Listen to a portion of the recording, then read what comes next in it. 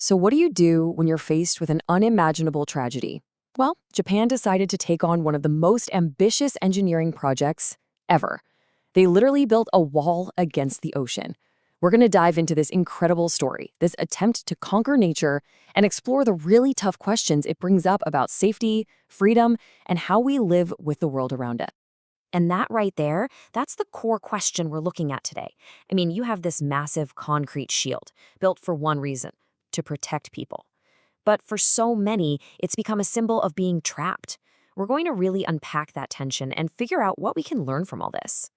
All right, so to really get why anyone would even think of building a wall this massive, we have to go back. We have to talk about a day that truly scarred the soul of Japan. March 11th, 2011. On this day, a catastrophic earthquake rips through the ocean floor off the coast of the Tohoku region. What followed was one of the most powerful tsunamis ever recorded. You know, it was one of those moments where everything changes in an instant. I mean, the wave just wiped entire towns off the map. Thousands of lives were lost, billions of dollars in damage. And in the middle of all that horror, the Japanese government made a promise. A vow. Never again. The solution, they decided, had to be absolute. No half measures. And that's what kicked off this project of just almost unimaginable scale. The plan was simple and kind of brutal. Fight the ocean head on. Build a massive barrier of concrete and steel and just stop it. And when I say massive, I mean it. We are talking about a series of walls stretching for nearly 400 kilometers along the country's most vulnerable coastlines. To give you some perspective, that's pretty much the distance from London to Paris, just a wall. And the price tag? Just as staggering. We're talking over 12 billion US dollars. So you see, this wasn't just another infrastructure project. This was one of the most expensive defense projects in modern history. And the enemy? Well, it was nature itself.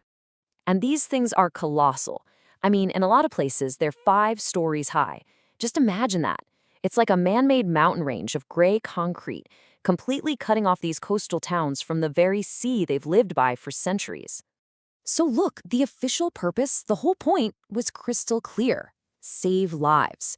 The thinking was the wall would either stop a tsunami cold or, at the very least, slow it down enough, blunt its force, to buy people precious minutes to get to higher ground.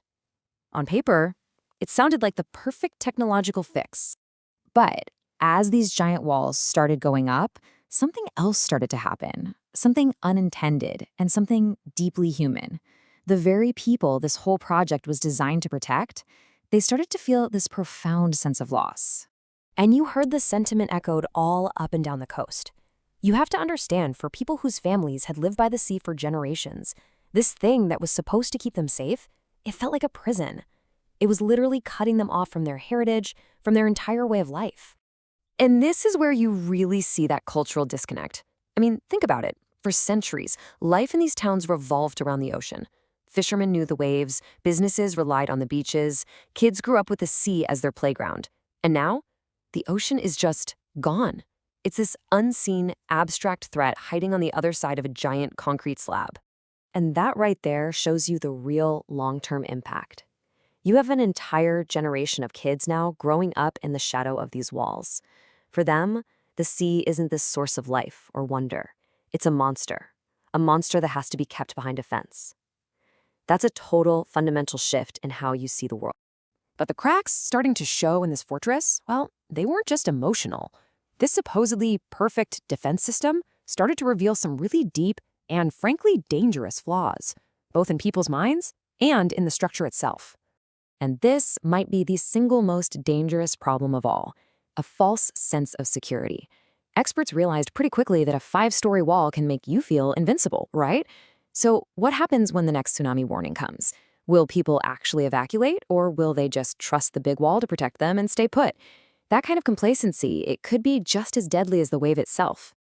And believe me, the problems didn't stop there. It was like a domino effect of unintended consequences. The wall completely wrecked coastal ecosystems. Local tourism? Gone. I mean, who wants to vacation at a concrete barrier instead of a beach? It even changed local wind patterns and climates. And here's the most terrifying part.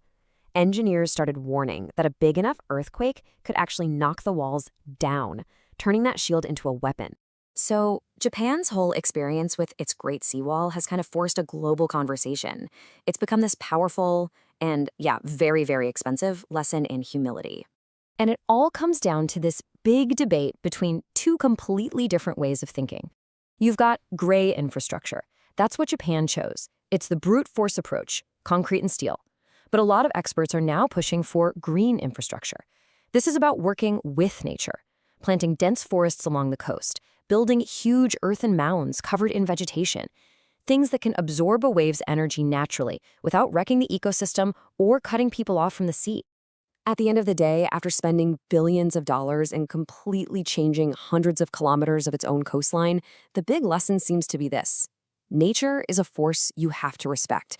You have to adapt to it. You can't just wall it off and declare victory. The attempt to build the perfect fortress, well, it just ended up creating its own kind of prison. And that leaves all of us with a really profound question, especially as we face a future with a changing climate and rising sea levels. What's the right move? Do we double down on these massive concrete barriers? Or do we need to find a more harmonious way to live with the incredible forces of our own planet? It's definitely something we're all going to have to think about.